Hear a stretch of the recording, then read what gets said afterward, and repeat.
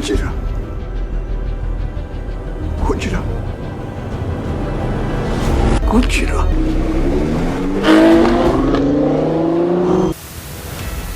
Japan. A country known for precision, honor, and tradition. For centuries, the Japanese have mastered the art of perfection, whether it's in a tea ceremony or in crafting the sharpest samurai sword. It's a culture built on respect, discipline, and a relentless pursuit of excellence. But in the 1940s, everything changed when 2 nuclear bombs left the nation in ruins. You'd think this would break a country's spirit, but not Japan. Instead, they rose from the ashes like a phoenix with a fierce determination to rebuild. And what did they do next?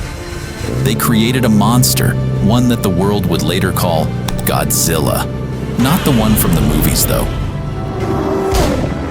We're talking about the Nissan GTR.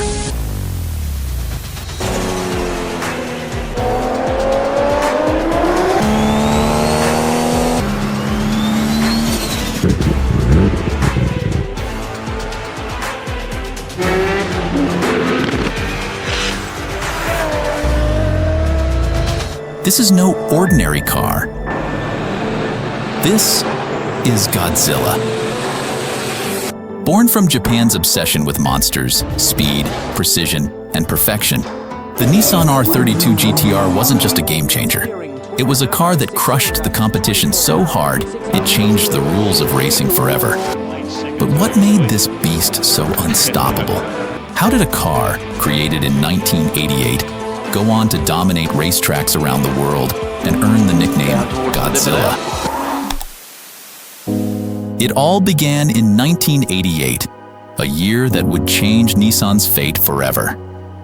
The R32 GTR was unlike anything that had come before it. Designed to dominate, this car wasn't just built for the road, it was built for the racetrack. The mastermind behind it all? Naganori Ito, Nissan's chief engineer, who had one goal in mind: to create a machine that could take down the king of supercars at the time. The Porsche 959. But this wasn't just a copycat job. No, the R32 was pure innovation. It was powered by a beastly RB26D ETT engine, a 2.6-liter twin turbocharged inline-6 monster that packed an understated punch. It was fitted with not 1, not 2, not 3, but 6 individual throttle bodies to allow more air and more fuel in, which meant more power. The engine block was made from cast iron while the internals were forged in fire, which made it a dream for tuners and aftermarket modifications.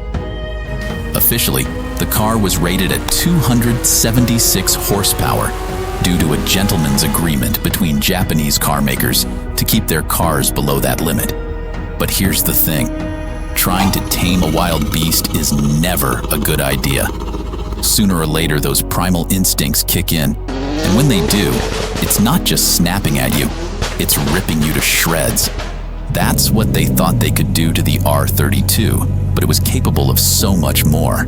In reality, the engine could easily push out over 320 horsepower, and with a few tweaks, up to 500 horsepower in race trim. It wasn't just a car, it was a bat out of hell. The R32 came loaded with cutting-edge tech. It had a massive intercooler, larger brakes, and aluminum front guards and hood to save weight. Its wheel arches were flared to give it that aggressive, ready-for-battle stance. It was raw, it was real, and it was ready to tear up the track. And speaking of tracks, this car wasn't just fast, it was record-breaking. It was so blisteringly quick around corners that Nissan had to install special wheels just to keep the rear tires from flying off. And the magic behind its razor-sharp handling? A cutting-edge system called High-Capacity Actively Controlled Steering, or HICAS. This wasn't your ordinary rear-wheel steering setup. At lower speeds, the rear wheels would turn in the opposite direction of the front wheels, making tight maneuvers a breeze. But crank up the speed, and the rear wheels would switch tactics, turning in the same direction as the front. The result? The R32 felt like it was glued to the road, carving through corners with unmatched precision and giving its rivals nightmares. So when Nissan took the R32 to the infamous Nürburgring, aka the Green Hell, arguably the toughest racetrack in the world, it wasn't there to play around. The production car lap record at the time was held by Porsche, a blistering 8 minutes and 45 seconds. But then, the R32 stepped up. Nissan's test driver Hiroyoshi Kato demolished the record with a jaw-dropping time of 8 minutes and 20 seconds. That's when the world knew this car was the real deal. And it wasn't just about setting records. The R32 GTR was a race-winning machine that decimated the competition. In Japan's premier racing series, the Japanese Touring Car Championship, JTCC, the R32 was unstoppable. From 1989 to 1993, it won 29 races out of 29 starts. That's right, it never lost. Not once. Every time it hit the track, it crossed the finish line first. And it didn't stop there. It took home the series title every single year during its reign of terror. But Godzilla wasn't content to stay in Japan. In 1990, it made its way to Australia and entered the Australian Touring Car Championship, ready to go head-to-head with Ford and their mighty Sierra Cosworths. The Aussies had no idea what was coming. At the legendary Bathurst 1000 in 1991, the R32 made its mark. Not only did it win, but it dominated. So much so that it ended Ford's reign over the competition. Winners outright of the 2E's 1000 for 1991, Jim Richards and Mark Skate. This moment will live forever in the history of Australian motorsport. And in 1992, it did it again. The Australian press, stunned by the GTR's monstrous performance, gave it a nickname, Godzilla, the monster from Japan. Godzilla's dominance was so complete, it led to the collapse of the very racing categories it competed in. Group A, touring car racing, gone. The Japanese Touring Car Championship, restructured. Everywhere the R32 went, it wasn't just winning, it was changing the game. And just like that, the legend was born. It would go on to dominate until the late 1990s. So here we are, decades after the GTR first roared to life, and it's still a force of nature, leaving chaos and awe in its wake.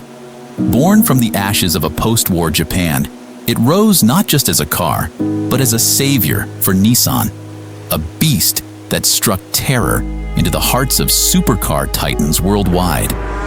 Its growl echoed across continents, and its legend was etched in tire marks on tracks and streets alike. This isn't just a car, it's a monument to defiance, a rolling symbol of what happens when ambition meets engineering brilliance. A reminder that the underdog can rise from the ashes, take on giants, and win. Godzilla may have been unleashed in Japan, but its reign spans the globe, a mechanical apex predator that refused to be tamed.